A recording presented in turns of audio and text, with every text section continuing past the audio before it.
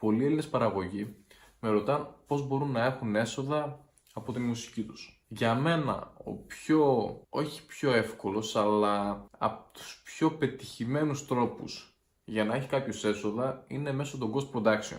Το Ghost Production είναι μια παραγωγή, φτιάχνουμε για παράδειγμα ένα κομμάτι, έτσι. Και δεν θέλουμε να το ξαναχρησιμοποιήσουμε εμείς προσωπικά, δεν θέλουμε να λέμε καν ότι είναι δικό μας.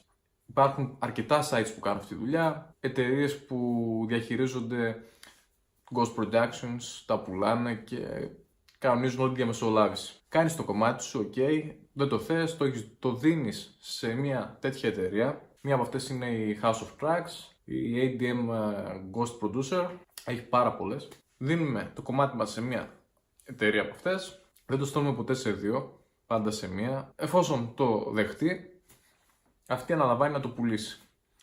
Όταν πουλάει το συγκεκριμένο κομμάτι, το πουλάει με τα δικαιώματα και σημαίνει ότι αυτός που θα το αγοράσει έχει το δικαίωμα να χρησιμοποιήσει και το δικό του καλλιτεχνικό και να παρουσιάζεται σαν ο παραγωγός του συγκεκριμένου κομματιού. Πολλούς δεν θα τους αρέσει αυτό που λέω, αλλά οι Ghost Producers βγάζουν αρκετά λεφτά σε σχέση με τους υπόλοιπους παραγωγούς.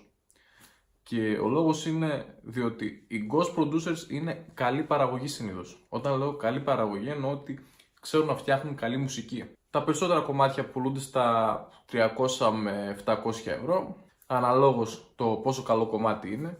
Συνήθως κομμάτια που είναι στο είδος Tropical House είναι πολύ πιο ακριβά από τα υπόλοιπα, δηλαδή φτάνουν στα 700 ευρώ, ξεκινάνε από τα 500 και φτάνουν στα 700.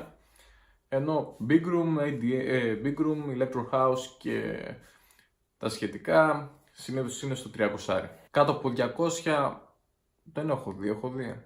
Όχι, η εταιρεία που να πουλάει κομμάτια κάτω από 200 δεν έχω δει, κάτω από 200 ευρώ. Τώρα, αυτός είναι ο ένας βασικός τρόπος. Εγώ προσωπικά, για να έχω όσο πιο πολλά έσοδα μπορώ, έχω εφαρμόσει μια δική μου φόρμουλα. Βάζω ένα κομμάτι για το πουλάω σαν Ghost Production. Αν δεν πουληθεί και λήξει το συμβόλαιο, το ξαναπαίρνω πίσω και το χρησιμοποιώ μετά σαν δικό μου. Αν πουληθεί, πουλήθηκε. Αν δεν πουληθεί, τότε το χρησιμοποιώ σαν δικό μου και έχω κάποια έσοδα με το δεύτερο τρόπο που θα σας πω. Ο δεύτερος τρόπος είναι με τα labels. Έχουμε ένα καινούριο κομμάτι, θέλουμε να κυκλοφορήσει, θέλουμε να φαίνεται το όνομά μας, να διαφημιστούμε παντού, να μπουστάρουμε τα social media μας και τα σχετικά. Τότε σε αυτή την περίπτωση, αν δεν μας νοιάζουν και τόσο τα λεφτά όπως στην πρώτη, ακολουθούμε αυτή τη μέθοδο. Δίνουμε το κομμάτι μας σε label, δεν στέλνουμε demo σε 1000 δισκογραφικές, εστιάζουμε σε αυτή που είναι πιο κοντά σε ό,τι έχουμε φτιάξει. Δηλαδή έχουμε φτιάξει ένα tech house κομμάτι. Θα στείλουμε το κομμάτι μας σε ένα label το οποίο δουλεύει με tech house. Όπως σήμερα το πρωί ειδικά ξέρετε ότι έχω την Arveda Music, έτσι. Πήρα κομμάτια τα οποία ήταν hip hop. Μου στείλαν demo κομμάτια hip hop, τα οποία είναι άσχετα με την δισκογραφική και τα περιψάλα. Δυστυχώς. Δυστυχώς για αυτούς. Για μένα, εγώ δεν δουλεύω με hip hop, δεν μπορώ να πουλήσω hip hop.